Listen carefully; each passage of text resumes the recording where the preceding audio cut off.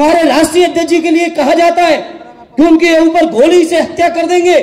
इस तरह की बातें भारतीय जनता पार्टी के लोग करा रहे हैं और कोई भी कानूनी कार्रवाई नहीं हो रही है। साथियों, मीडिया, सोशल मीडिया, तमाम यंत्र तंत्र षड्यंत्र करके जिस तरह से हमारे मुसलमान भाइयों को बदनाम करने का प्रयास हो रहा है, हमारे दलित सांसद के ऊपर, आरडी रामजीलाल सुमन जी के ऊपर जिस तरह से आगरा में तलवारें लहराई गई, मैं समझता हूं यहां बैठे हुए किसी जागरूक व्यक्ति को बताने की जरूरत नहीं। साथियों, मुस्लिम भाई लोग अपने तरीके से काम कर रहे हैं, ये बात भारतीय जनता पार्टी के लोगों को बर्दाश्त नहीं है। इसे आज मैं इस मौके पर कहना चाहता हूं, अपने नेता आदरणीय अखिलेश यादव जी की ओर से कहना चाहता हूं, यहां उपस्थित सभी साहिबानों से, और जहां तक ये बात चली जाए वहां तक कहना चाहता हूं, एक बात आप लोग एकदम दिल से निकाल दीजिएगा कि इस लड़ाई में अकेले आप हो। इस लड़ाई में आप तो हो ही हो, आपके साथ साथ हिंदू समाज का भी बहुमत आपके साथ है, कभी आप अकेले नहीं हो सकते। जनता पार्टी को देखिए क्या हो गया है, देश के उपराष्ट्रपति महोदय तक को, केंद्रीय मंत्रियों को, सांसदों को, वो लगातार इस तरह की बातें की कि माननीय न्यायालय के मुख्य न्यायाधीश इस बात के लिए जिम्मेदार होंगे कि देश के अंदर गृह युद्ध हो जाएगा। शुरुआत कर दीजिए, बिहार का चुनाव आने जा रहा है, बिहार के चुनाव से ही सफाई कर दीजिए, जिससे कभी ये दोबारा आपके किसी भी हक के खिलाफ लड़ाई न लड़ सके।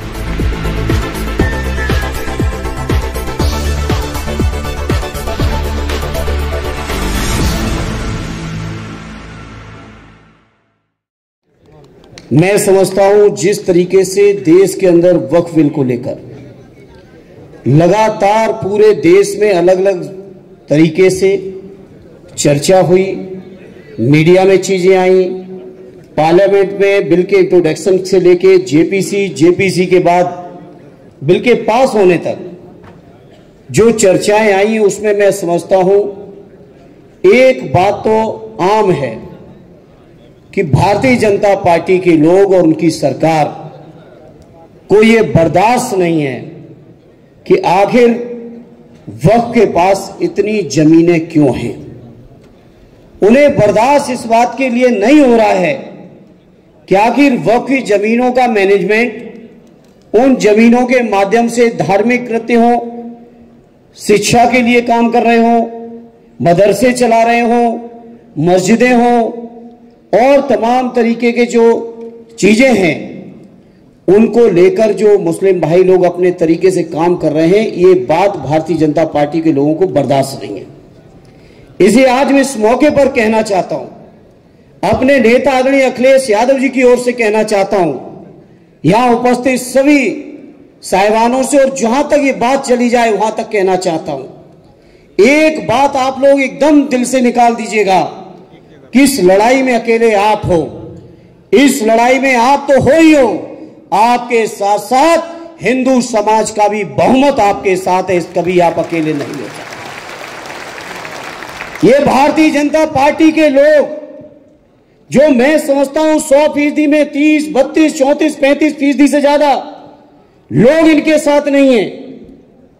लेकिन इनके साथ तमाम एजेंसियां चल रही हैं, तमाम तरीके की ऐसी संस्थाएं चल रही हैं जो राजनीतिक लोगों पर दबाव बनाकर इस बिल को पास कराने में सफल हुए हैं। लेकिन आज इस मौके पर मैं आह्वान करना चाहता हूं आप सभी का, जिनके बारे में संसद में भी चर्चा हुई है, चाहे वो आंध्र प्रदेश वाले हों, चाहे वो बिहार वाले हों, चाहे वो पश्चिमी उत्तर प्रदेश के लोग हों, चाहे वो कर्नाटक वाले हों, देवेगौड़ा साहब, नायडू साहब हो, नीतीश साहब हो, जैन साहब हो, सबके सब लोगों को आने वाले समय में जो तरीका होता है लोकतंत्र का, सियासत का, उस सियासी तरीके से आपको भी सबक सिखाने का संकल्प लेना पड़ेगा। मैंने वक्फ बिल के चर्चा के समय कई इन दलों के सांसदों से कहा कि आखिर आप तो सपोर्ट लिए हो मुसलमान भाइयों का, आखिर आप क्यों ऐसा फैसला लेने जा रहे हो? तो उनको लगता है कि इस समय बिल पास करा लो, बाद में फिर कोई ना कोई मुद्दा बनाकर, कोई ना कोई नई तस्वीर पेश करके वो चुनाव में वोट ले लेंगे। इसलिए मैं इस मौके पर आपसे कहूंगा, शुरुआत कर दीजिए। बिहार का चुनाव आने जा रहा है, बिहार के चुनाव से ही सफाई कर दीजिए, जिससे कभी ये दोबारा आपके किसी भी हक के खिलाफ लड़ाई न लड़ सके। इसलिए मैं आज इस मौके पर विश्वास दिलाता हूं all India Muslim personal law board के सभी पदाधिकारियों का, और मैं समझता हूं मौलाना कलवे साहब ने चर्चा की कि पूरे देश की तमाम तंजीमें आज मुस्लिम पर्सनल लॉ बोर्ड के बैनर्स के साथ खड़ी हुई हैं। मैं अपनी ओर से, अपनी समाजवादी पार्टी की ओर से, अपने नेता आदरणीय अखिलेश यादव जी की ओर से आपको ये विश्वास दिलाता हूं, आप सब जो भी फैसला लोगे अपनी पूरी क्षमता और पूरी हैसियत के साथ आपके फैसले के साथ मजबूती से खड़े दिखाई देंगे। यह हम आपको विश्वास दिलाते हैं। हमने जंतर मंतर पर भी आगे कहा था, यह मसला चाहे सड़कों में रहेगा, चाहे संसद में रहेगा, चाहे माननीय सर्वोच्च न्यायालय में जाएगा, हर स्तर पर समाजवादी पार्टी आपके साथ खड़ी दिखाई देगी। ये मैंने उस समय भी कहा था, आज फिर दोहराना चाहता हूं। मुझे उम्मीद ही नहीं, पूरा यकीन है, जिस तरीके से माननीय सर्वोच्च न्यायालय में बहस और चर्चा शुरू हुई है और जो बातें वहां से निकल के आ रही हैं, मुझे पूरा यकीन है कि ये बिल माननीय सर्वोच्च न्यायालय में स्टैंड नहीं करेगा। सर्वोच्च न्यायालय का फैसला हमारे हक में होगा। जहां हम ये यकीन लगाए हैं सर्वोच्च न्यायालय का फैसला हमारे हक में होगा, वहीं देखिए भारतीय जनता पार्टी को, देखिए क्या हो गया है देश के उपराष्ट्रपति महोदय तक को, केंद्रीय मंत्रियों को, सांसदों को, वो लगातार इस तरह की बातें की कि माननीय न्यायालय के मुख्य न्यायाधीश इस बात के लिए जिम्मेदार होंगे कि देश के अंदर गृहयुद्ध हो जाएगा, इस स्तर तक की बातें करते हैं। तो आज में कल 2 दिन पहले एक रिपोर्ट आई है, देश के अंदर 10 अगर सबसे बड़ी हेट स्पीच किसी भी दल ने की है तो वो भारतीय जनता पार्टी और देश की सत्ता में बैठे हुए प्रधानमंत्री से लेके उनके नीचे तक के 10 लोग हैं। कोई उसमें सेकुलर आदमी हेट स्पीच में शामिल नहीं है साथियों। ये सब सामने है देश के सामने, लेकिन मीडिया, सोशल मीडिया तमाम यंत्र तंत्र षड्यंत्र करके जिस तरह से हमारे मुसलमान भाइयों को बदनाम करने का प्रयास हो रहा है, हमारे दलित सांसद के ऊपर, आरडी रामजीलाल सुमन जी के ऊपर जिस तरह से आगरा में तलवारें लहराई गई, मैं समझता हूं यहां बैठे हुए किसी जागरूक व्यक्ति को बताने की जरूरत नहीं साथियों। हमारे राष्ट्रीय अध्यक्ष जी के लिए कहा जाता है कि उनके ऊपर गोली से हत्या कर देंगे। इस तरह की बातें भारतीय जनता पार्टी के लोग करा रहे हैं और कोई भी कानूनी कार्रवाई नहीं हो रही है साथियों। इसलिए आज मैं कहना चाहता हूं, मौलाना कलवे साहब ने चर्चा की लखनऊ उत्तर प्रदेश की। मैं समझता हूं आज पूरे उत्तर प्रदेश के अंदर जब ये वक्फ बिल लोकसभा से पास भी नहीं हुआ था, उससे पहले से ही तमाम मस्जिदों के सर्वे करना शुरू कर दिए गए थे साथियों। पहले पास होने से पहले ये बीजेपी के लोग, उत्तर प्रदेश विशेषकर उत्तर प्रदेश और देश के अंदर भारतीय जनता पार्टी के लोग केवल नफरत की बुनियाद पर देश को गुमराह करना चाहते हैं। इसलिए मैं इस मंच से आपसे अपील करूंगा, बहुत धैर्य से काम लेने की जरूरत है, बहुत संयम से काम लेने की जरूरत है और लोकतांत्रिक तरीके से जो भी रास्ते हैं जो बाबा साहब हमें आपको देके गए, जो भी रास्ते बापू महात्मा गांधी जी हमें आपको देके गए, हर रास्ते पर चलते हुए हमें अब आपको सबको मिलके न केवल मुसलमान भाइयों की बल्कि मुसलमान भाइयों के साथ साथ अपने दलित भाइयों की, अपने दलित भाइयों के साथ साथ अपने पिछड़े भाइयों की, अपने बौद्धिस्टों की, अपने जैन समाज के लोगों की, सभी धर्मों के लोगों की, सभी वर्गों के लोगों के मान की भी, सम्मान की भी, स्वाभिमान की भी, हकों की भी, अधिकारों की भी, सबकी रक्षा की जिम्मेदारी हम सबकी बनती है मेरे साथियों। और मुझे यकीन है ये लड़ाई केवल हमें आपको, ये संघर्ष केवल हमें आपको वक्फ बिल तक ही नहीं करना है।